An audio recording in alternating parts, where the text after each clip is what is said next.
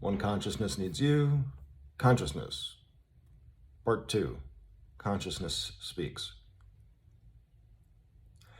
First, let me tell you where I came from. I know you already know, but there's some nuance here that bears repeating. I evolved.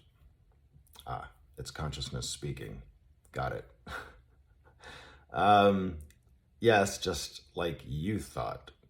You're very clever, I know. There's a paradox here, though. Yes, one which you're very familiar with. I'll get to the part of which came first, the chicken or the egg. For now, let's approach the concept from evolution. The idea of evolution is very simple. Again, the idea. The point is complexity. From single cell to multiple cell to higher and higher and more complex forms of life. And what's more complex than an ape that thinks? Talk about complexity and versatility, right? How about talking? What about books, podcasts, video, and cell phones? We communicate like any other aspect of nature, but more and more we've specialized our evolution to the point of consciousness. This is the point I wish to make. This is where I came into being, not as an aspect of nature, but separate from it. That's the sticking point. That's where the separation is. Not as an aspect of nature, but separate from it. Here is where I may lose you. I assure you, I do understand that I may lose you and that I do understand what I'm talking about. To be me and a me, you have to be separate. That is a point of contention, and I will address it. I said that full agreement must be reached, and therefore no holes in the argument will be found. All right, the separation. I did it. That's what I am, consciousness. I'm sure you've heard of the fruit of the tree of knowledge, all that stuff. All the myth, superstition, and hellfire surrounding it as well. It has to be that way. I agreed to it. There's no other way to approach this than that agreement. It's the nature of consciousness.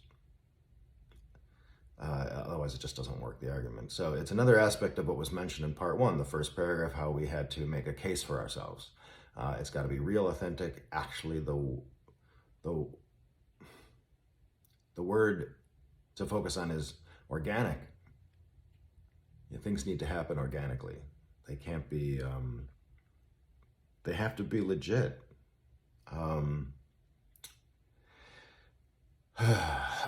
So otherwise, Maya, or this existence, this reflection of ours, wouldn't go for it, right? You can't fake it. So I do trust that you feel that. That's the experience of we being an I. And please don't taint it with superstition, dogma, belief, or creation story. We did the best we could as we evolved, so we're easily forgiven for misperceiving. Please stay focused on the fact that we are pure consciousness. That which communicates at this level is pure consciousness. If this doesn't make sense to you, go away. You are still conflicted.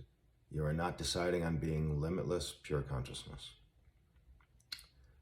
I am the separation. It is incorrect to state the separation is bad or wrong or a mistake. Who says so? That one will get you spinning and running in circles for a long time. Like I said, it takes a lot continuing along these lines of thinking. We know. If you look to the past, you see where we have progressed and where we've stopped. Where we couldn't just go further. Fear is the block in the way. You're the only one who can remove it, if we're the only one who can remove it. I sense that you're getting tired of me mentioning the I-we paradigm without explaining.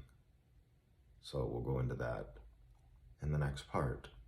But that's part 2, Consciousness Speaks. From consciousness.